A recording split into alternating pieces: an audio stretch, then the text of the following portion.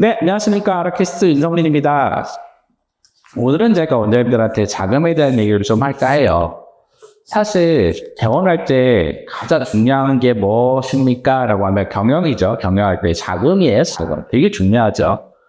중요한 것 중에 하나죠. 왜냐하면 자금은 뭔가 구멍이 나거나 잘못되면 경영에 결정적인 문제가 생깁니다. 따라서 원장님들이 자금 계획을 생각보다 꼼꼼하게 수립할 필요가 있어요. 그럼 작은 계획을 원장님들이 어떻게 수립하죠? 원장님들이 일단 내가 개원할 때 들어가는 돈에 대해서 한번 디테일하게 작성을 해보셔야 되죠. 저희 아라에 메디컬고리 카톡을 의뢰하시면은 저희가 뭐 50평, 100평 정도의 개원을 할 때 들어가는 자금들 엑셀로 싹 정리되어 있습니다. 그래서 원장님들이 먼저 다 작성해보셔야 돼요. 그러면 내가 생각한 것보다 내가 100평 개원하는데 한 10억이 드는구나. 뭐 8억에 드는구나. 뭐 이런 자금을 정확하게 따져봐야 될 거 아니에요.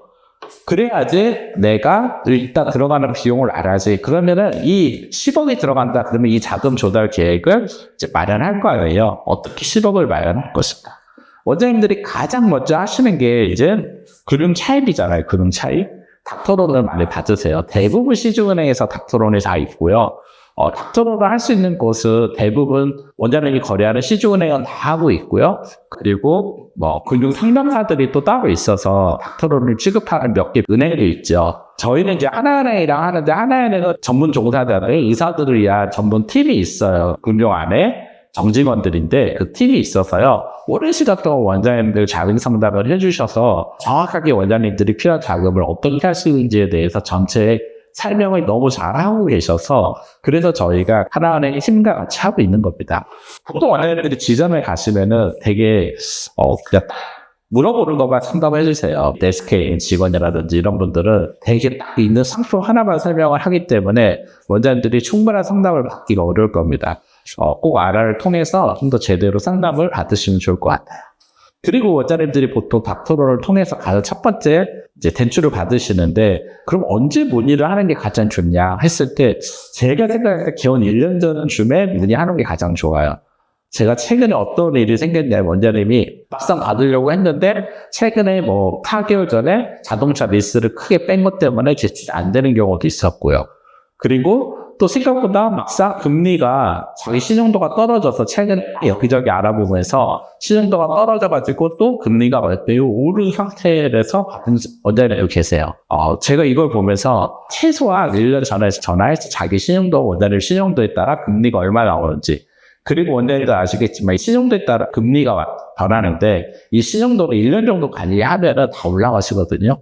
그래서 충분히 원장님들이 1년 동안 내가 이제 큰 돈을 빌려야되니 사실 그 1% 차이가 엄청난 이자 차이가 나잖아요. 우리가 이제 1억 2억 빌리는 게 아니기 때문에 차이가 되게 큽니다. 따라서 원장님들이 충분하게 신용도 관리를 해서 최저 금리로 받을 수 있게 노력을 하실 필요가 있겠죠. 최근 추세가 닥터론 같은 경우는 한도가 더 올라가고 있어요. 하나은행에서 봤더니 올해 들어서 1억 정도가 더 올라갔더라고요.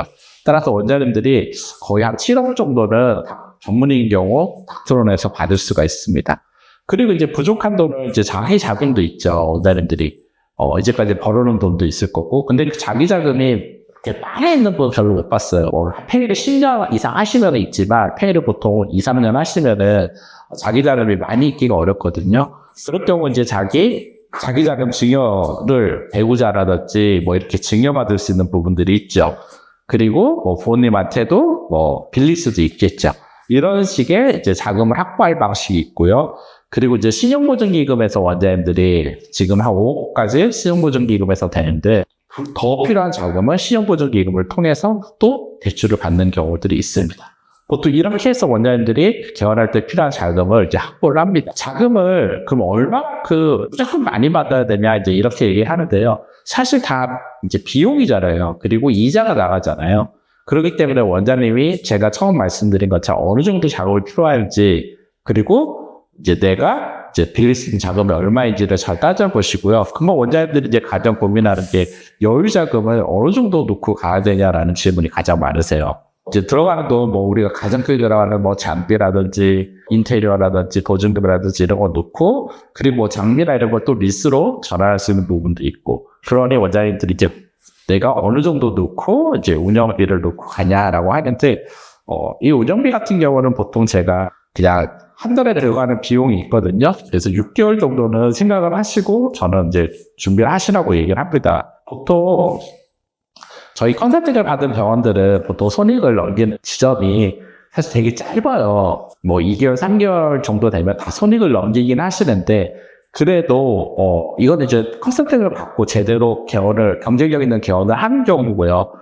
경쟁력 있는 개원을 하지 않는 원장님들은 지금 최근에 저희가 리브랜딩하는 병원들 보면 1년 됐는데도 손익을 못 넘긴 병원도 있고요. 진짜 10개월 됐는데 연락 오시고 가보면은 거의 진짜 손익을 못 넘기고 있어요. 이런 원장님들은 사실 가지고 있는 비용이 다 거의 다 써서 대출을 한다든지 뭐 이런 상태이신 거죠. 그러면 뭐 상당히 힘들어요. 이게 이 돈이라는 게 없으면은 제가 얘기한 것처럼 없으면은 그냥 끝나는 거거든요. 없으면은 그냥 은행이 기다려주질 않아요. 이자라든지 어떤 것도 뭐 한 2달간 우리가 연체해도 바로 그냥 신용에서 문제가 생기잖아요. 이런 것처럼 금융이라는 거는 원장님들이 미스테이크가 나면은 큰 문제가 생기는 게 금융이죠. 우리가 아는 재무입니다. 따라서 원장님들이 저는 그냥 일반적인 때 적어도 6개월 정도의 충분히 운영비를 확보하고 개원을 하시라고 말씀을 드리고 있습니다. 제가 이제 대출에 대한 얘기, 자기자금 조달에 대한 얘기를 했는데요.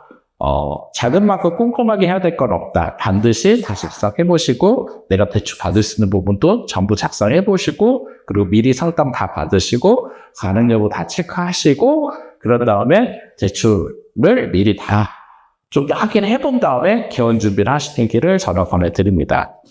보통 이제 개원 자금 100%는 원장님들 이제 잔금 내는 순간 부동산 잔금 낼 때 나오거든요. 그때부터 본격적으로 이제 비용이 나가면서 개원이 시작되거든요. 따라서 원장님들이 그런 일정에 맞춰서 자금 조달 계획을 좀 제대로 정확하게 했으면 좋겠습니다. 감사합니다.